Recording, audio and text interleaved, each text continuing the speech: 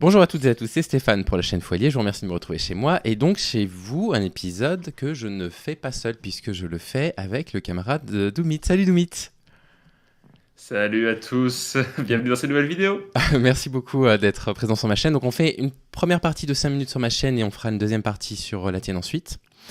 Je pense que ça fait plusieurs jours que je tease le thème sur lequel on veut travailler et donc les gens vont le voir venir. Mais est-ce que tu serais d'accord pour qu'avant qu'on parle du fameux concept du racisme anti-blanc, on parle ensemble d'un truc qu'on entend sur les réseaux sociaux qui vient principalement des coachs Red Pill, qui est repris par pas mal de sphères masculinistes, et qui concernerait une forme d'existence de sexisme anti-blanc. Alors je sais que c'est pas ta spécialité le sexisme, mais tu es quand même très érudit sur pas mal de sujets. Si moi je te dis sexisme anti-blanc, a priori qu'est-ce que t'entends quand je te dis sexisme anti-blanc? C'est sexisme anti-homme, tu veux Le dire? sexisme anti-homme, tu vois, je suis en train de tout mélanger. Ouais, le sexisme anti-homme. Je sais pas, j'imagine. En fait, ça ressemble assez au racisme anti-blanc. J'imagine une espèce de sexisme inversé. Un sexisme qui viserait les hommes et qui viserait, je sais pas, j'imagine, des mécanismes de discrimination positive ou des choses comme ça, à stigmatiser les hommes à l'avantage des femmes ou des choses comme ça, j'imagine. Mais en quoi ça paraît un peu absurde de parler de sexisme contre les hommes dans la société occidentale, en tout cas actuellement? Bah, en quoi toi, ça te semble dissonant, en fait, quand tu entends ce terme-là? Parce que je me suis exprimé plein de fois Ah, là-dessus. bah en fait, si j'y réfléchis un peu comme on l'envisagerait le racisme anti-blanc, comme le sexisme tel qu'il existe dans les sociétés occidentales dérive du patriarcat et que ce qui est structurel dans ces sociétés-là, c'est le patriarcat, bah, je vois pas très bien, enfin, de manière dialectique, oui, il peut y avoir une espèce de réaction épidermique contre les hommes qui, justement, dans un régime patriarcal, oppressent les femmes.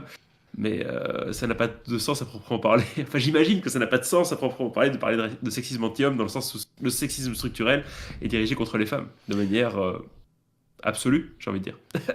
Et là, récemment, par exemple, il y avait eu un partage d'une femme qui cherchait une colocatrice femme à Lille, et ça a donné lieu à une quantité d'injures de personnes pourtant parfois qui nous suivent, hein. J'ai repéré des personnes qui nous suivent et qui apprécient nos travaux en disant c'est de la discrimination, t'es en train de faire de la discrimination, comment vous osez faire ça, c'est du sexisme contre les hommes.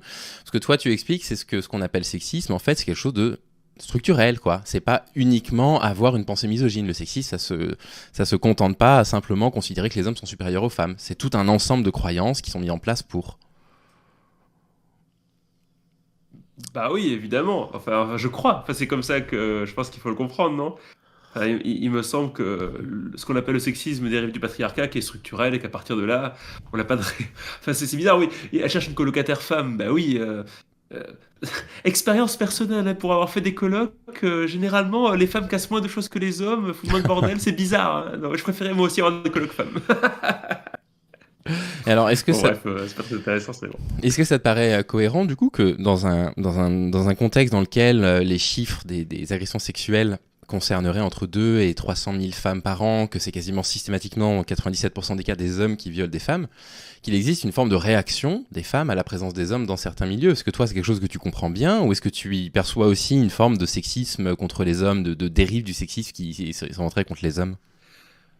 Non, mais je comprends bien, tu vois, par exemple, là, il y a un truc qui est sorti, une info qui est sortie là sur le secrétaire général de Livre Noir, hein, donc le média d'extrême droite, donc qui est parfaitement ce genre de type qui cultive un peu un public d'incel, qui fricote avec Julien Rochdy, avec Thaïs Escuffon, avec Eric Zemmour, qui explique partout là, hein, que le féminisme c'est pas bien, ça crée du ressentiment contre les hommes. Alors, en fait, le mec battait sa femme, l'humiliait.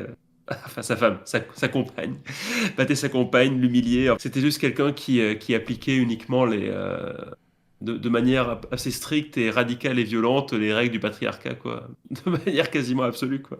Enfin bon, bref, j'ai fait une parenthèse là, mais non, mais qui ait des réactions évidemment épidermiques contre des hommes violents et contre un système patriarcal violent, bah, ça me semble assez normal. Et en fait, je suis même pas sûr que les. Enfin, je pense même qu'il y a des hommes en fait qui pourraient avoir ce genre de réaction contre le patriarcat, tu vois, qui seraient donc favorables à du sexisme anti-homme, quoi. Je sais pas. Ça me Oui, je paraît pas pense aussi. délirant non plus, quoi. Alors du coup, qu'est-ce qu'on peut répondre aux hommes qui, typiquement, voilà, tu prends un homme qui, pétri de bonnes intentions, va écrire à une femme un message de drague sur un réseau social, dans un contexte qui n'est pas du tout un contexte il va se faire rentrer dedans.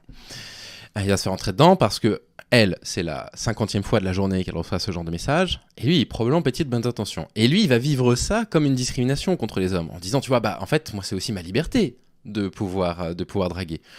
Et finalement, ce que tu es en train de dire, je suis complètement d'accord avec toi, c'est qu'on ne peut pas confondre un acte qui peut paraître un peu vexant, qui s'inscrit dans peut-être une démarche de bonne intention, avec un systématisme de comportement masculin déplacé, qui fait qu'en fait les femmes sont à bout et finissent par se méfier des hommes en général.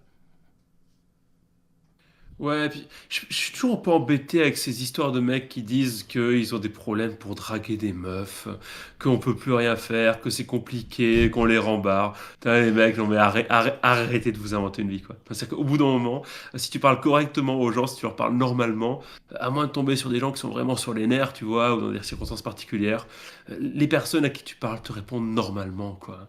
Voilà. Alors oui, effectivement, je comprends qu'une meuf qui se fait emmerder H24 sur les réseaux sociaux, eh bien, elle part du principe que le énième message du type, même s'il est bienveillant, bon, elle peut pas savoir, quoi. Elle peut pas deviner que le mec est bienveillant, que c'est pas juste un énième relou qui n'a simplement que des idées sexuelles derrière la tête, pour ainsi dire.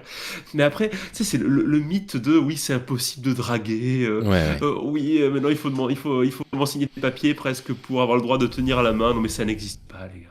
Ça n'existe pas. Tiens, comme nous, on est bien Antoine Goya, j'ai parlé d'un film que j'ai vu récemment, là. Je l'ai vu avec ma belle-mère. Hein. Ça s'appelle Licorice Paradise.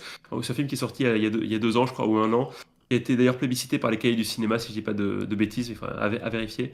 Et en fait, ça raconte l'histoire d'un gars de 15 ans qui veut tomber amoureux d'une fille de 25 ans. Et honnêtement, le gars, il passe son temps à la draguer et tout dans le film. Mais tu vois, en fait, ce qui est étonnant, c'est que c'est pas lourdingue, tu vois. On voit bien que ça passe et tout. Et donc, en fait, et ça, tu vois, c'est une représentation des relations hommes-femmes qui passe parfaitement dans notre société et qui pourtant peut parfois passer pour l'insistance, tu vois. Et je pense même qu'il y a des meufs qui trouveraient ça insistant, tu vois, ou qui trouveraient ça gênant. Et pourtant, tu vois, ça passe. Donc, je veux dire, vous voulez quoi, en fait? C'est-à-dire, qu'est-ce que vous voulez de plus, en fait, pour que vous trouviez normal enfin, c'est quoi pour vous la relation normale à une femme si vous êtes choqué qu'une femme vous rejette? Moi, je trouve ça bizarre, quoi. Je pense pas que quelqu'un te rejette sans raison, tu vois. Et si quelqu'un te rejette, c'est que la personne a une bonne raison. Arrêtez de les gens. Je vais juste ouvrir au chat. Oui. Bref, voilà, désolé, j'ai un peu digressé. Non, au contraire, bah, Écoute, justement. si tu te prends un râteau par une meuf, bien c'est pas grave, tu t'en remettras, quoi. Alors du coup, j'ai une dernière question à te poser qui va être vraiment le pont entre cette introduction-là sur ma chaîne et celle qu'on va faire sur la tienne sur le racisme anti-blanc. Ça va être vraiment le pont. Donc si vous voulez voir notre réflexion sur le racisme anti-blanc, bah, ce sera direction sur la chaîne de Doomit. Comment on qualifie du coup la réaction d'une femme qui peut être empreinte d'une forme de ce que ces gens-là appellent de la misandrie et la réaction d'un homme qui, elle, appartient au sexisme? Parce que pour les hommes, c'est un miroir. Le sexisme, la misogynie et la misandrie seraient une forme de miroir. C'est quoi, en fait, fondamentalement, la différence? Mais la différence, enfin, je crois, après, je sais pas si tu donneras des explications derrière et tout, je pense que oui, évidemment, et que tu es beaucoup plus documenté que moi. Là, j'ai lu très peu la littérature féministe, hein. Je suis vraiment novice, je suis en train de découvrir, on va dire, ces choses-là. Oh, D'ailleurs, c'est Angela intéressant. Davis, que tu as lu, elle Mais dit en fait, beaucoup de ça, déjà. ouais, bon, ça reste peu, quoi. Et donc, en fait, oui, c'est toujours le même truc, c'est comme pour le racisme anti-blanc, un miroir. Mais non, c'est pas un miroir, en fait, c'est de la dialectique. C'est-à-dire que, évidemment, bah, si un système oppressif, l'oppressé répond au système oppressif. C'est-à-dire que c'est quoi alors? Les femmes, elles restent là, et elles se laissent tabasser, violer, insulter, humilier. C'est ça le projet. Donc, il faudrait qu'elles disent rien. Tu vois, c'est ça qui est ridicule, quoi. C'est comme le prolétaire, alors il fait quoi? Il se laisse rouler dessus, exploité par le capitaliste, il fait pas grève. Et puis, bah, le non-blanc, il fait quoi? Il se laisse contrôler au faciès, il se laisse, je sais pas, pendant les. Enfin, juste, je suis en train de lire là, le bouquin d'Angela Davis, La femme, race et classe. Et elle raconte qu'après la guerre de sécession, donc quand bien même les esclaves noirs étaient libérés de l'esclavage, ils continuaient à se faire attaquer, agresser, brûler leurs baraques, pendre à des réverbères. Alors il fallait faire quoi? Il fallait se laisser faire. Enfin, tu vois, c'est ça le truc. Donc non, c'est pas un miroir en fait, c'est le système patriarcal qui crée de la réaction et c'est plutôt sain comme réaction d'ailleurs, je pense quoi. Oui, En oui, plus ben, là, on est entièrement deux hommes d'accord. blancs à en parler, tu vois. On n'est pas les mieux placés pour en parler en plus. Mais le truc c'est que justement en tant que je pense homme blanc, cis hétéro tout ce que tu veux, bah la seule solution, la seule position rationnelle, c'est la position la plus radicale pour le féminisme. Enfin, je pense. Bon, écoute, merci beaucoup Doomit. Moi, ça me fait toujours du bien, même si je parle très souvent de ça, hein, de casser cette idée qu'il y aurait un sexisme anti-homme. Je suis très content qu'on ait pu l'entendre de ta propre bouche. Si vous voulez avoir notre position sur le fameux racisme anti-blanc, eh bien écoutez, je vous propose qu'on se retrouve dans la deuxième partie de la vidéo sur la chaîne de Doomit. Salut les amis. Salut.